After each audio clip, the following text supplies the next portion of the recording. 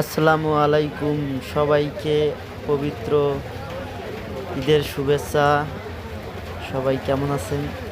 আশা করি সবাই ভালো আছেন। সবাইকে জানাই অন্তরের অন্তরস্থল থেকে ঈদ মোবারক।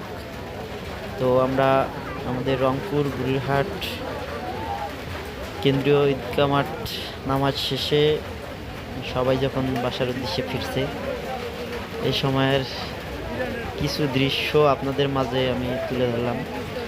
অনেক মানুষের সমাহার, আসলে সবাই মিলে একসঙ্গে নামাজ পড়ার মজাই আলাদা। অনেক ভালো লাগলো যে আমরা সুন্দরভাবে আমাদের ঈদগাহ মাঠে আমাদের ঈদের নামাজ পড়তে পারলাম আল্লাহর অশেষ রহমতে।